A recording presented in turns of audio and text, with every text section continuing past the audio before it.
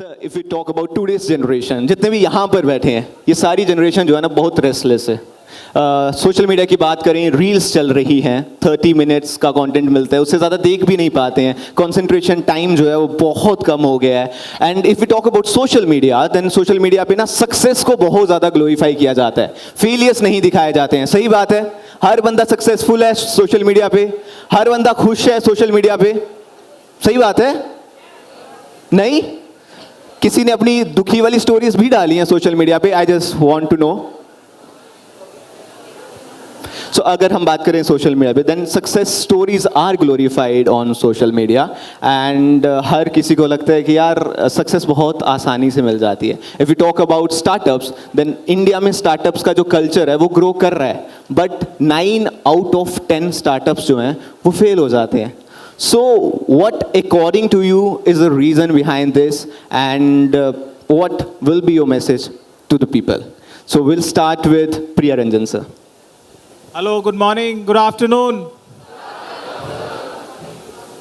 So the question is that 9 out of 10 startups fail, right? And so what could one do differently so that more you are amongst that 1 out of 10 and not the 9 out of 10? See, I think I'm running a business of my own now, and I have been in the corporate for 20 years. So one thing which I've understood is that you can't replace father time. Okay?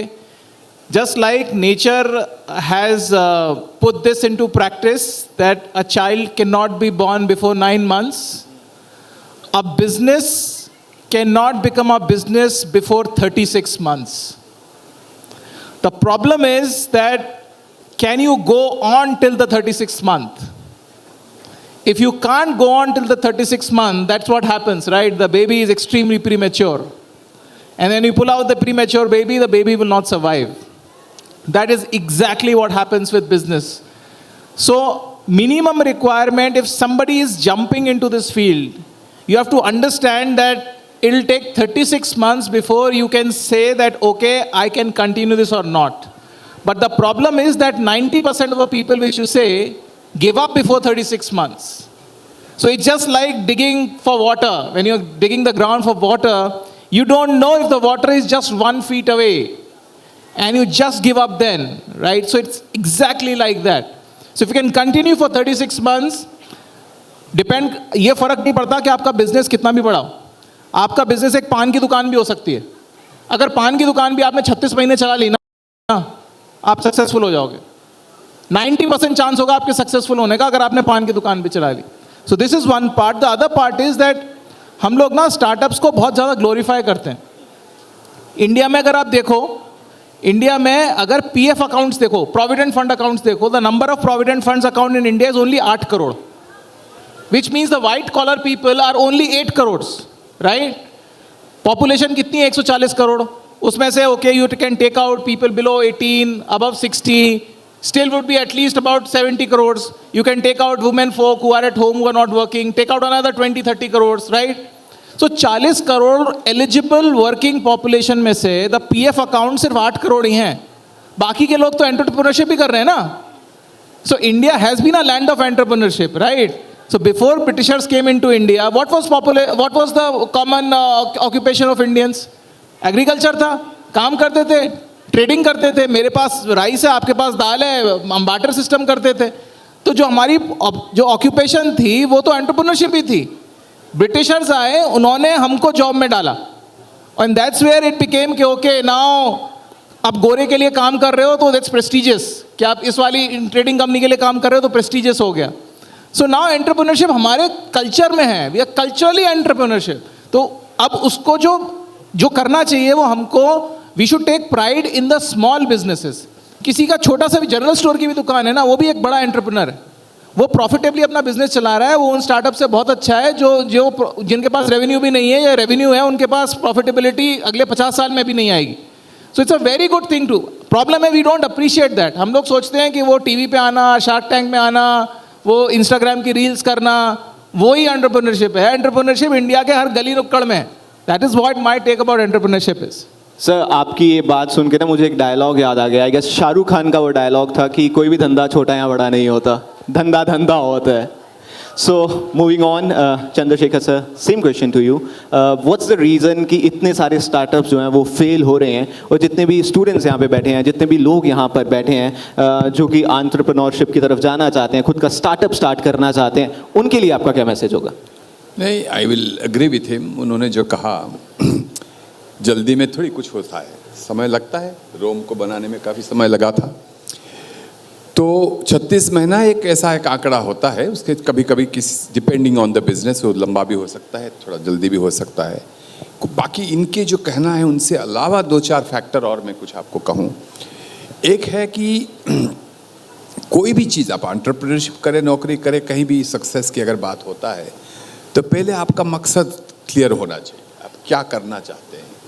बहुत सारे लोग जो हैं बहुत opportunistic होते हैं, उनको कोई खास ये करना है वो करना है ऐसा कुछ होता नहीं है। हर चीज़ में घुस जाते हैं, थोड़ी देर में पता चलता है ये नहीं है तो और कहीं चले जाते हैं और कहीं चले जाते हैं। तो अब अपॉर्चुनिस्टिक होके सक्सेसफुल होना बहुत मुश्किल होता है। तो समय लगे, हार्डशिप रहे, तब भी आप अपने मन में एक मिशन ले लीजिए कि मुझे ये करना है।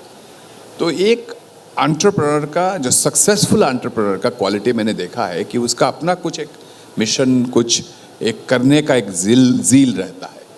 वो एक डिस्टिंग्विशिंग फैक्टर है। वो नहीं है तो फिर आप बहते जाओगे इधर इधर, वो आप हो जाएंगे। दूसरा है वही चीज़ जो है आपको स्टेइंग पावर देता है। जो उन्होंने बोला ना कि 3 साल पहले आप निकल जाते हो, क्योंकि वो स्टेइंग पावर कहाँ से आता है? आपके बिलीफ और आपके कमिटमेंट से आता है। फिर तीसरा है कि आपका बिलीफ काफ़ी नहीं है। All entrepreneurship, all business exist for the customer. तो जब आपका बिजनेस के आपके पास बड़ा सा टेक्निकल आइडिया हो, कोई प्रोडक्ट आइडिया हो, अगर उसका जो मार्केट फिट बोलते हैं, जिसमें आपको जो बेचना है, आपको जो ऑफर करना है, और वो और मार्केट के बीच में अगर फिट नहीं है, उससे अच्छा है कि आप जल्दी उसको पहचानो, निकल जाओ, दूसरा लेके आओ। लेकिन ये एक बिना मार्केट फिट का एक आइडिया को लेके रहना, थोड़ी देर में आपको फिर फंडिंग मिलेगा नहीं, आप स्केल नहीं कर पाओगे, कस्टमर जो खरीदेगा नहीं, वो उससे आपको बिजनेस आगे बढ़ाना मुश्किल है। फाइनल थिंग है जो आपने अभी यंग जनरेशन वगैरह सबका बात किया है। देखिए, कोई भी किसी भी जनरेशन में there is no instant gratification possible. मतलब कोई भी चीज़ जो है ऐसा ओवरनाइट मुझे सक्सेसफुल हो जाना है और मैं कुछ इलॉन मस्क के बारे में पढ़ लेता हूँ, लगता है मैं कल सुबह इलॉन मस्क हो जाऊँगा, ऐसा कुछ होता नहीं है। तो वो जो धीरज है, जो हार्ड वर्क है, जो बहुत बोरिंग सा काम है, वही चीज़ पे लगे रहो लगे रहो लगे रहो, वो वाला एक बहुत ही इम्पॉर्टेंट क्वालिटी है। वो ये सब 4 चीज़ जो मैंने आपको बताया कि पहले आपके पास मकसद हो, मिशन हो, दूसरा आप स्टेइंग पावर दिखाए, तीसरा आप कस्टमर के साथ आपका प्रोडक्ट का फिट इस्टेब्लिश करें, और फिर कोई जल्दी दिवाली फटाका नहीं मारे, रहे और काम करे, हार्ड वर्क करे, तो शायद आपका बिजनेस आगे चलेगा। So the main thing is hard work. Hard work तो है, हमें उससे कहीं कोई निकला नहीं है अभी तक। हार्ड वर्क की जरूरत हर जगह में है। सो एज यू सेड कि हार्ड वर्क करना चाहिए, काम करते रहना है basically. And sir said 36 months का पीरियड तो होता ही होता है। बट रिसेंटली ना सोशल मीडिया पे एक बात काफ़ी ज़्यादा वायरल हुई थी, जहाँ पे नारायण मूर्ति जी ने कहा था कि भाई संडे को भी काम करना चाहिए। And if you talk about today's generation, then इनको ना बड़े अच्छे, even if you ask me, work life balance चाहिए। अब पर्सनल लाइफ है, प्रोफेशनल लाइफ है, दोनों का डिफ्रेंशिएट करके हम चलते हैं। So what's your views on this? तो वो सब थोड़ा कंफ्यूज्ड बातें हैं। अभी देखिए, नारायण मूर्ति किसी कॉन्टेक्स्ट में कुछ चीज़ बताए, आपको समझना होगा कि हार्ड वर्क करना इतना मुश्किल नहीं होता है। 70 घंटा हो, 100 घंटा हो। अभी हमारे देश में मोदी जी काम कर रहे हैं, कहीं ट्रम्प काम कर रहे हैं, लोगों को सब 80 साल का उम्र है और लोग दिन भर रात भर पूरे काम कर रहे हैं। क्यों कर रहे हैं? जो लोग हार्ड वर्क करते हैं, वो उनका हार्ड वर्क करने का जो डिज़ायर है वो दिल से, अंदर से आता है। So when hard work is voluntary, when it is your desire to work hard, यही बच्चे जो आप जिनको कहते हो कि आप संडे को काम नहीं करोगे, अगर उसको पार्टी करना है तो नींद छोड़ के पार्टी कर पा रहा है। तो क्या होता है, hard work imposed by others is hard work. Hard work voluntarily done is enjoyable work. तो नारायण मूर्ति के ऊपर कोई कुछ इम्पोजिशन नहीं था, वो एम्प्लॉय नहीं थे, वो एंटरप्रेन्योर थे। तो उन्होंने अपने दिल से काम किए, उनको लगता है सब कुछ सबको ही कर सकते हैं। अगर हम कुछ ऐसे मैनेजमेंट और एंटरप्रेन्योरल सिस्टम निकाल सकते हैं, जो हो सकता है बाय द वे, जहां एम्प्लॉयज अपने आप को एंटरप्रेन्योर मानने लगे, वो ऑटोनॉमी और वो फ्रीडम और डिस्क्रिशन और वो डिज़ायर टू सक्सीड उनमें से अंदर से आए, और उनके पास जो एनवायरनमेंट है वो ऐसा रहे जिससे उनके मैनेजर्स उनको इतना इनकरेज करे कि कोई घड़ी देख नहीं रहा है, मैनेजर ना देख रहा है, आदमी नहीं देख रहा है, तो फिर आप इसरो में जाओगे और वहाँ कोई पूछता नहीं ये सब चीज़। आपके भी नहीं इसरो साइंटिस्ट को कोई वर्क लाइफ बैलेंस के बारे में पूछ रहे हो, कितना बड़ा रॉकेट चला रहा है, कैसे चला रहा है। तो ये हार्ड वर्क का डिबेट जो है थोड़ा कंफ्यूज हो गया हमारे देश में। The debate should be about whether we have been able to make work enjoyable, whether people feel good at work. I don't think they do. We have built very terrible, toxic, oppressive organizations where people do not enjoy work, which is why even 15 hours of work can feel very stressful. So make the workplace better. You will see people who work on their own. Fixing quota is not a great activity. So आपने जो पूरा कह सकते हैं पूरा इल्ज़ाम जो है ना वो डाल दिया कि वर्क कल्चर अच्छा नहीं है, काइंड ऑफ। बिल्कुल बिल्कुल, वर्क एंजॉय तभी करोगे जब वर्क कल्चर अच्छा रहे, तभी लोग एंजॉय करेंगे। एंजॉय करने जो एंजॉय वर्क करता है, जब मैं अपने एक पीक करियर में एक पार्ट था, जब मैं अपना वर्क एंजॉय कर रहा था, मुझे कोई नहीं बोल रहा था कि तुम इतने बजे आओ, इतने बजे जाओ, करो, काम है करना है। अभी ये बिजनेस चला रहे हैं, अब इनको रात को 12 बजे कॉल आएगा तो लेंगे, आपको मन में है तो लेंगे।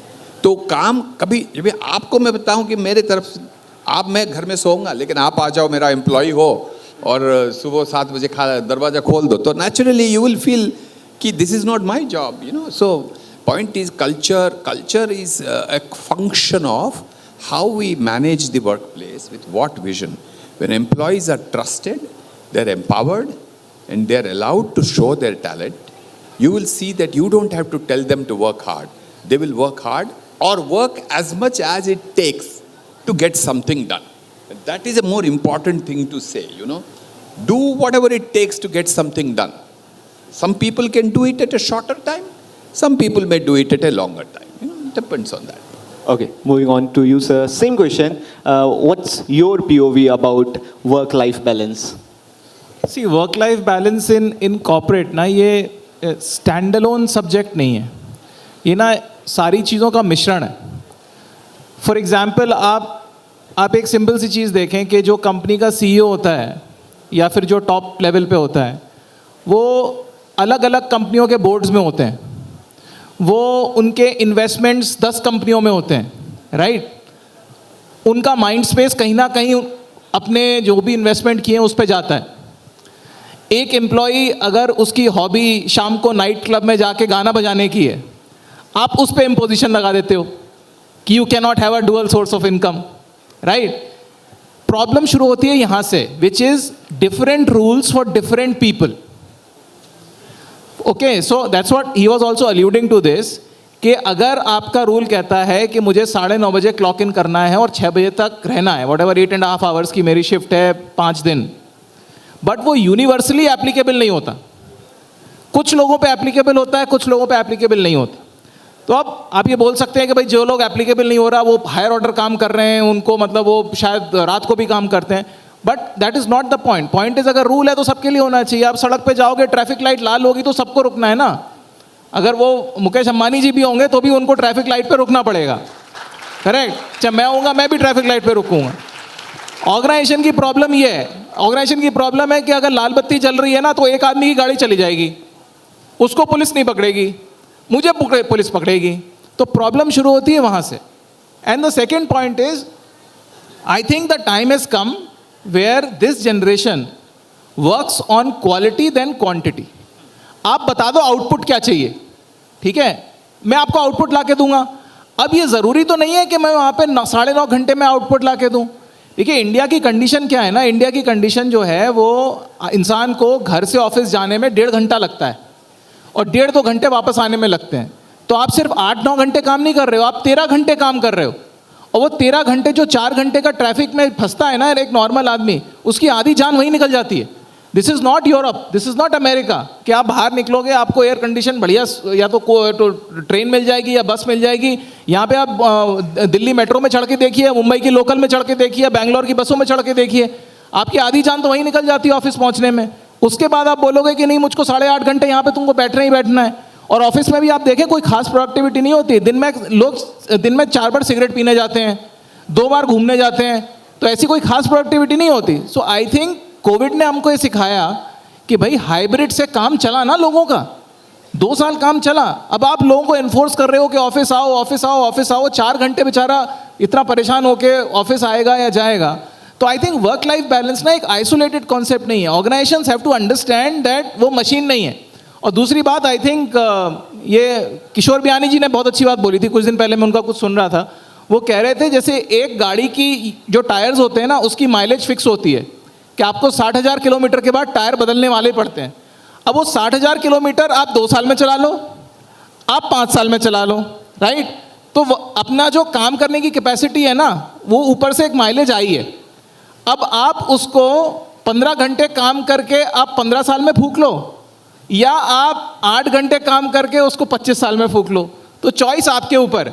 तो ये मुझे लगता है कि ये वर्क लाइफ बैलेंस जो है ना इसका जो जेनेसिस है, मदर लोड होती है डिफरेंशियल रूल्स।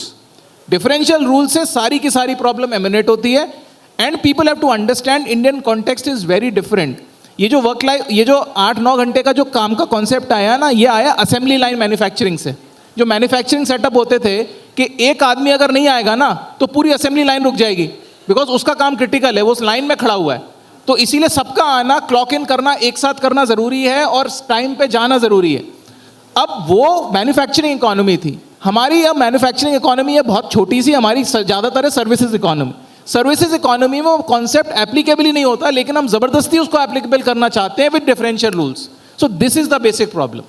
एंड सर जैसा आपने कहा कि कोविड टाइम्स पे जो था हाइब्रिड चला, वर्क कल्चर चेंज हुआ, वो चला, अभी ज़बरदस्ती इम्पोज करने की ज़रूरत नहीं है। And also you have decades of experience, तो आई एम श्योर आपने कई जनरेशन्स के साथ काम किया होगा, आपने वर्क कल्चर को बदलते हुए देखा होगा। एंड इस पूरी जर्नी में what was the major challenges that you faced? हाँ, तो मैं जो ये जो किताब मैंने लिखा है वो इसी के बारे में। मुझे प्रिय रंजन जी को आभार होना चाहिए क्योंकि आपने मेरे किताब का समरी बता दिया हैं। तो मैं यही लिखा है कि भाई कोविड में हमको इतना अच्छा चीज़ सिखाया, हम क्यों भूल रहे हैं उसको।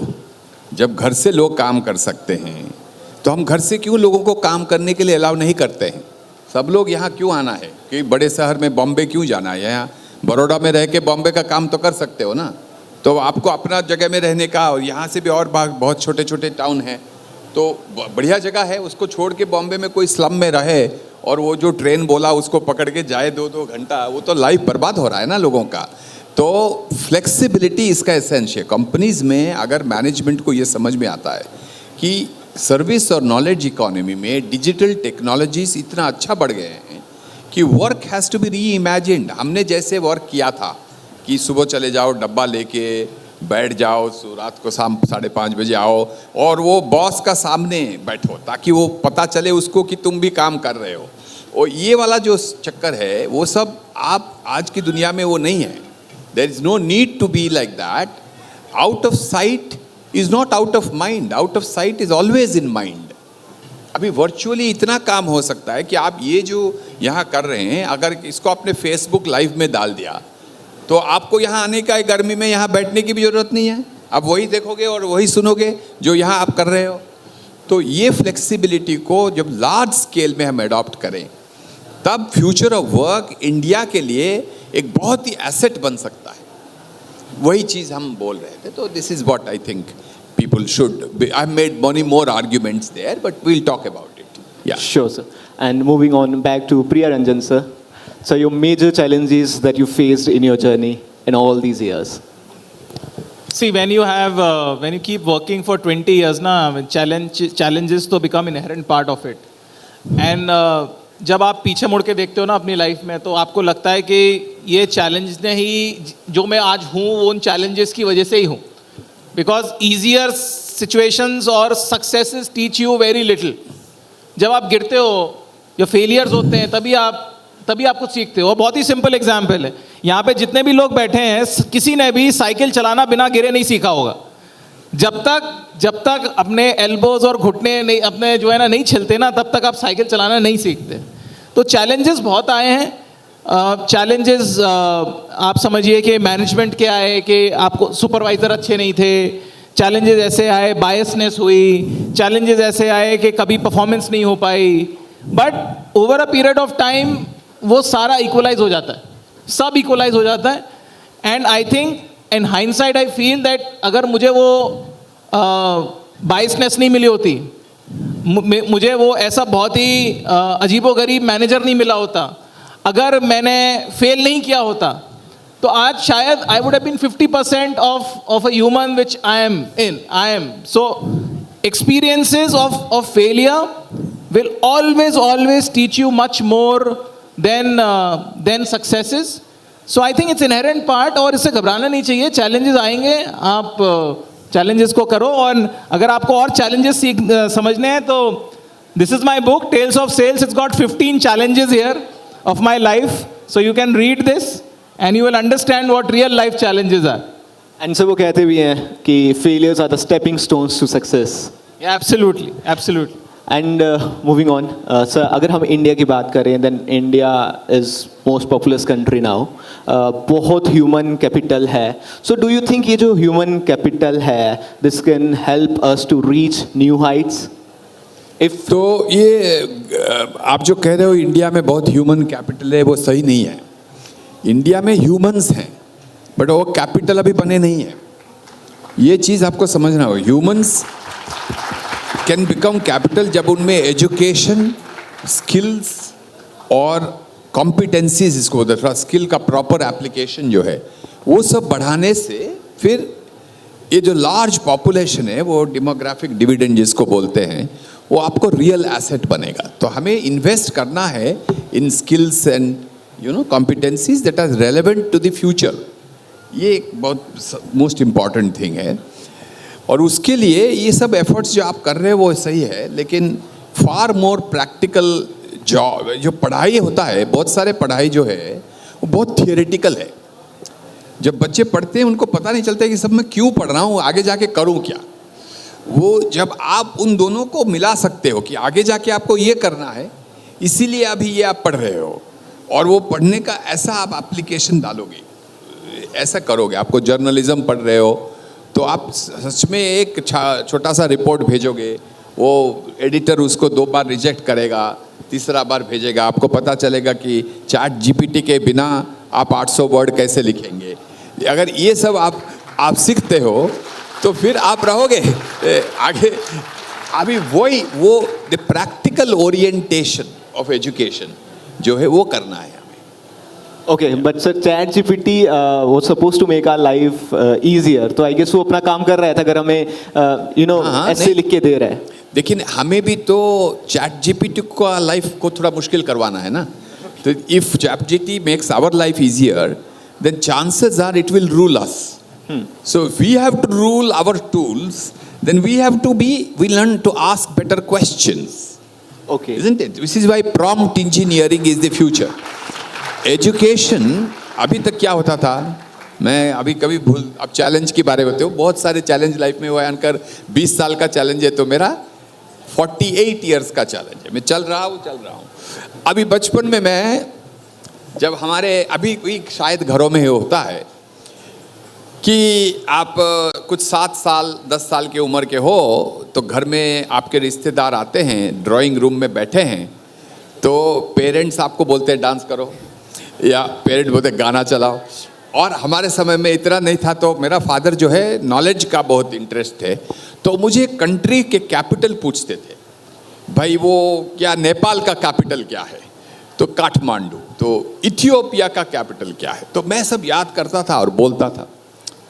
तो अभी एक ऐसा ज़माने में हम आ गए हैं कि ये स्टूपिड लगता है कि किसी को कोई भी कैपिटल याद करने की ज़रूरत नहीं। मेरे पास मोबाइल फ़ोन है, आप पूछने से पहले मैं पता कर लेता हूँ, उसको वॉइस कर दूंगा, नेपाल का कैपिटल क्या है 2 मिनट में निकल जाएगा। तो क्या चेंज हुआ है? अभी आप पूछिए, अगर उन जमानों में मुझे मेरा फादर ये पूछते what is the capital of India is one question, but why is new Delhi the capital of India? अगर ये क्वेश्चन पूछते तो मेरा एजुकेशन का डायरेक्शन कुछ और होता ना, सोच कुछ और बदलता, मुझे कुछ और सीखना, जिसको आजकल हम क्रिटिकल थिंकिंग बोलते हैं, वो तभी होता है जब हम रोट लर्निंग से बचते हैं। याद करो, टीचर बोल दिया लिखो और रिप्रोड्यूस करो, ये एजुकेशन नहीं है। आगे वाला एजुकेशन, चैट जीपीटी हमारा ये इन्वेंशन है, ये बताने के लिए कि भाई हमें याद करने की ज़रूरत नहीं है, लेकिन प्रश्न करने की ज़रूरत है, पूछने की ज़रूरत है। हम जितना इंटेलिजेंटली पूछेंगे उतना हम सीखेंगे। ये चेंज हमको देखना चाहिए और सीखना भी चाहिए। Sir you are talking about education, तो मेरे दिमाग में वापस से एक कोट आया कि a single piece of paper can't decide my future. यहाँ पे कुछ बच्चे हैं जो आगे बैठे हैं, कुछ थोड़े से बड़े हैं, कहीं ना कहीं इन्होंने भी ये कोट पढ़ा होगा और कभी कभी सोचा होगा कि क्यों एग्जाम दे रहा हूँ मैं। But what's your POV about this quote? तो मैंने तेलंगाना स्टेट में एग्ज़ाम के बारे में एक स्टडी किया था हाल में। वो Telangana state government exam reform के बारे में एक कमीशन बनाई थी, तो उसका मैं चेयरमैन था। तो हमारा स्टडी में हम ये पता किया कि जो एग्ज़ाम हो रहा है वो केवल मेमोरी को टेस्ट कर रहा है, और इससे हम लोग कुछ भी एप्लीकेशन कर नहीं सकते। अब ये इतने सारे सेल्स चैलेंजेस जो उन्होंने बोला, वो कोई फिलिप कॉटलर को पढ़ के उसका सारे थियरी याद करके इन्होंने इतना अच्छा सेल्स नहीं कर पाएंगे। क्यों? हम लोग पढ़ना चाहिए ज़रूर, ये अवेयरनेस के लिए ज़रूर पढ़ना चाहिए, but exam should be converted. मैं सिंपली बोलता हूँ, एग्ज़ाम के जगह में हमें असेसमेंट करना है। Assessment is different from exam. Exam test the whether you have remembered, assessment test whether you can do what you have remembered. Okay, so हमने बोला कि आप बीकॉम कर रहे हो, बीकॉम में आपको पढ़ा रहा है कि बैंकिंग एक्ट इतने साल में पैसा पास हुआ, बैंकिंग एक्ट में ये सेंट्रल बैंक है, ये रीजनल बैंक है, ये पब्लिक सेक्टर बैंक है, ये प्राइवेट सेक्टर बैंक है, ये सब पढ़ते हैं आप। लेकिन बीकॉम ख़त्म हो जाता है, आप कभी बैंक में ही नहीं गए हैं। आपको अगर बैंक में गए नहीं हैं, पता कैसे चलेगा कि बैंक क्या होता है? तो बीकॉम स्टडी में क्या होना चाहिए? सुबह आप बैंक थियरी पढ़ाओ, आफ्टरनून बच्चों को लेके बैंक चले जाओ और उनको बैंक के सारे वर्क जो एक्टिविटीज़ हैं उनको सिखाओ क्या होता है। आजकल तो बैंक भी बंद होने वाला है, क्योंकि इंटरनेट में इतना बैंकिंग हो सकता है कि ब्रांच की ज़रूरत ही नहीं है। कोई ब्रांच में जाते हैं कि आजकल? मैं तो जाता नहीं हूँ, सारे चीज़ में इंटरनेट पे कर सकता हूँ, तो बैंक की ज़रूरत भी नहीं है।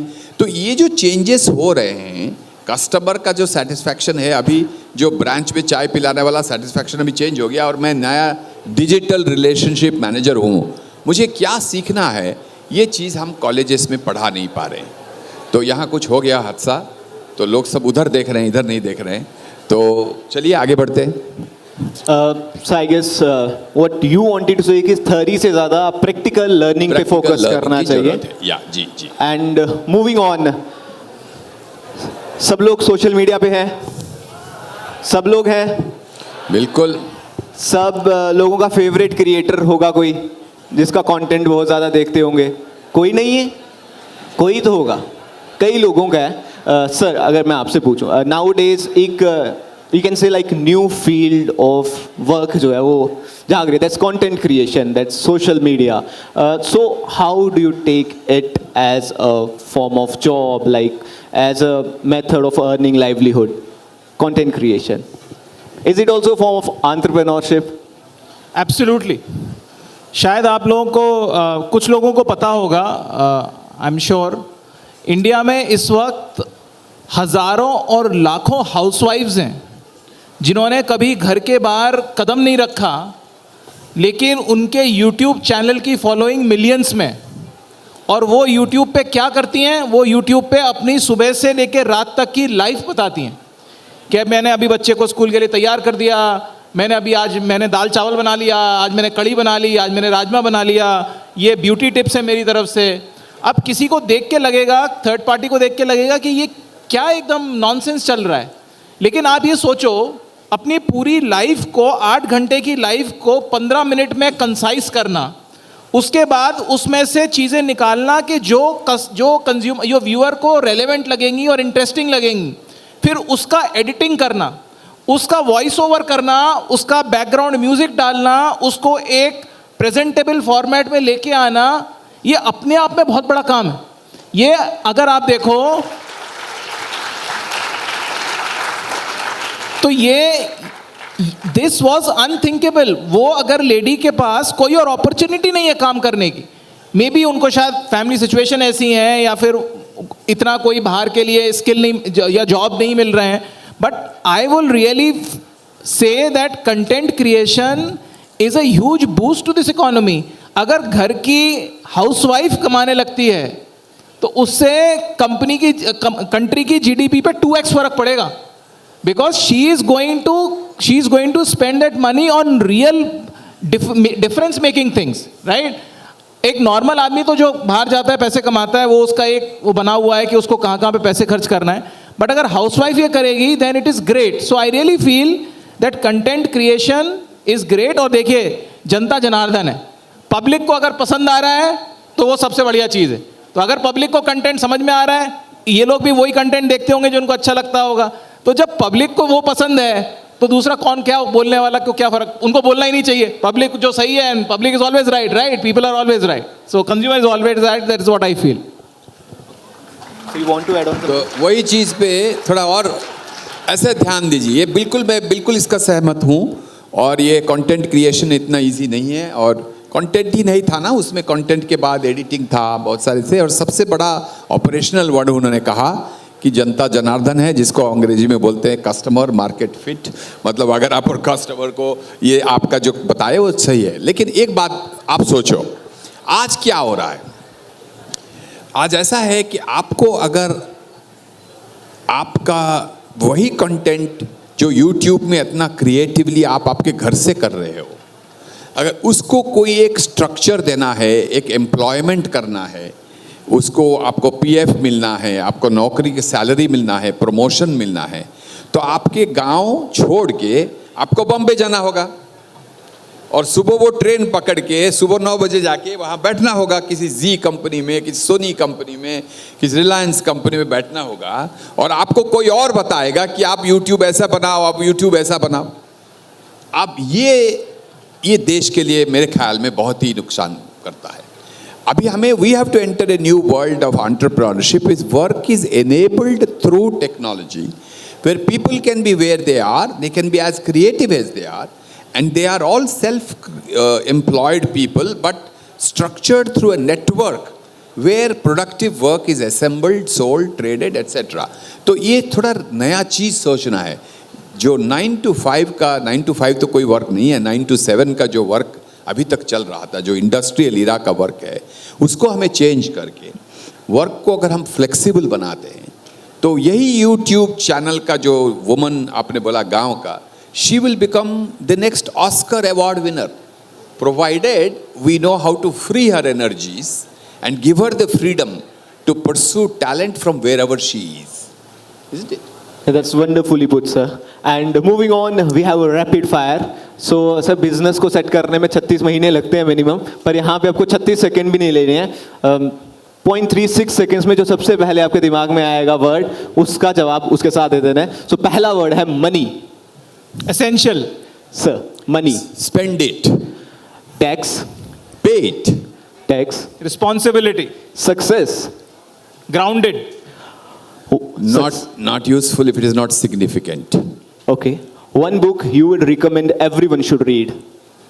अब इन्होंने तो सुना नहीं होगा, लेकिन मैं बताता हूँ। हमारे ज़माने में एक राइटर थे अर्नेस्ट हेमिंगवे।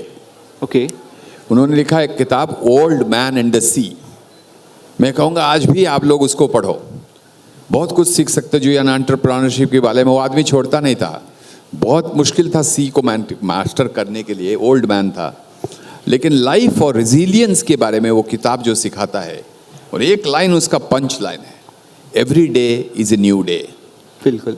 तो इसीलिए उसको पढ़ना चाहिए, old man in the sea by Ernest Hemingway. And one book you would recommend everyone should read. I'm a salesman. I'll always say my book, Tales of Sales. Sir, India. India is heart. India. Progress, future, clearly. ये जो लोग यहाँ पे बैठे हैं, youth of India, Definitely pride of this nation. No question. The future lies here. Here, they hold the future. Priya Ranjan sir, youth of India. See, I said India is heart and youth is the heartbeat of India. Correct. Absolutely. One thing that is very close to my heart, Vadodara Literature Festival. Amazing. Awesome. I didn't expect. I managed to sit through this heat because of the vibrant youth here. Yeah. Vadodara Literature Festival. Vadodara Literature Festival is fabulous. Yeah. Okay, moving on. The venue, Parul University. Parul University is fantabulous. अभी इतना तो नहीं बोलूँगा लेकिन मैं आश्चर्य हो गया कि यहाँ इतना बड़ा यूनिवर्सिटी है जहाँ 55,000 स्टूडेंट्स हैं. It's very impressive, very impressive. Sir, IIMUN. I mean, honestly, it's a kind of a hidden secret. I didn't know such an organization exists. But when I finally came to know how much these founders have done and how they have tried to build a whole awareness among youth, I think it's a great institution. We should all support it. Sir, IIMUN. So my guide for the day is Krishna, and I was asking him that how do you enroll yourself into IIMUN, because I've got a 15-year-old son. So I was asking about him, looking at what it is doing as an experience. It's very hard to replicate this experience in any other setting. Yeah. So I'll really push my 15-year-old son to join IIMUM. This is what I think about IIMUM.